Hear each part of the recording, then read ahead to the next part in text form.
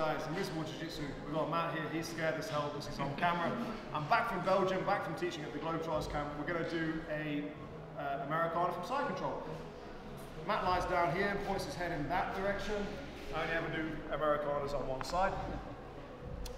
Simple block, few details that are going to make it much more effective for you. So it's a 3-stage finish, but there's also a couple of little details that I see people get wrong for trying to catch the arm and force the arm into position. Okay?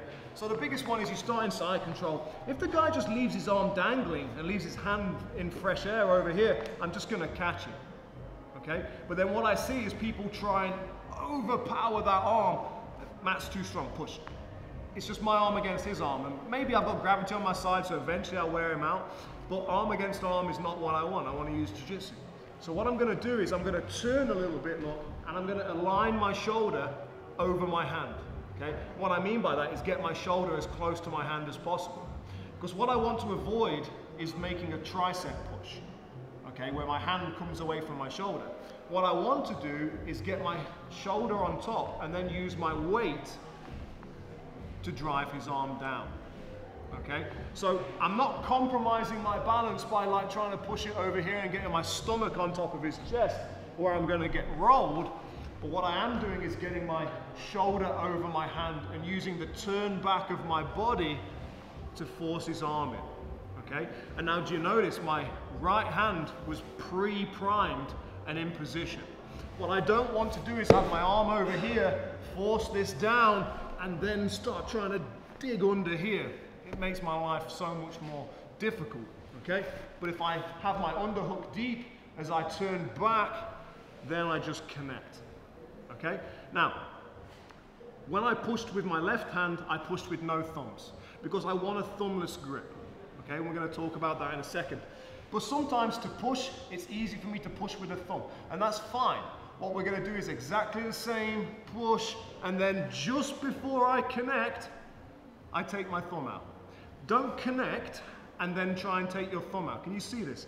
I get my thumb caught by my own arm.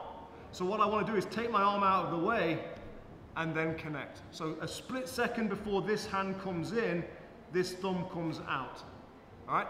And the reason I want no thumbs is so that he can't straighten his arm. I want this bend in his arm for my Americana. If he tries to straighten now, he's just hitting my palm, okay? If I hold with thumbs and he straightens, he finds that gap between thumb and fingers. So, as I push, I then take the thumbs out, and now I roll my wrists. Rolling my wrists is stage one. Does two things. It turns his palm to face away from me, which tightens the ligaments of the elbow and shoulder. It also forces his wrist into the ground, and ribbing the other one lifts his elbow, okay? So everything is pre-tightened here. For most people, stage two will finish them. Stage two is dragging his wrist down the mat so that his elbow goes towards his hips, all right?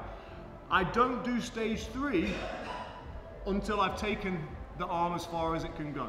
So 1, 2, he'll tap. Okay? If he doesn't tap and we get all the way down here, stage 3 is lifting my elbow. The biggest mistake I see people make is they keep the arm up here, they face the palm towards them, which is wrong, and then they start lifting like this. And then he bridges into me, I fall over, and now I've lost my Americana completely. I want to keep that chest-to-chest pressure for side control. So, by revving and dragging, I'm going to get the best Americana finish. And only when I get down to here am I lifting my elbow. But you see how I maintain my base and balance by keeping my chest on his chest. Over here, I have to disconnect to lift the elbow. I want that connection, okay? So, rev, drag. Most people will tap. If not, then I'm lifting, okay? So it's a 1, 2, 3 stage motion. But the biggest part of it for me is getting this hand in, okay? Another situation where I catch the hand is something like here, and people will bring this in front of my face to try and frame, okay? And in my framing video, which is in the corner, I talk about holding the shoulder here. If he holds my shoulder, there's no Americana. But what I do is I catch people in the transition as he brings that in front of my face. Bam, we catch, okay? So once we catch, rev, drag, he'll tap. If he doesn't, we lift, all right? Much better for him, if he wants this in front of my face, is to drive it across my neck. All right, it's a much harder proposition to catch when he does that, okay? So, that's the Americana from side control. This was Matt, he did really well even though he was afraid. Like the video, share the video with your friends. Dead simple, but it's the little details that are gonna make it super effective for you. Thanks guys, see you again.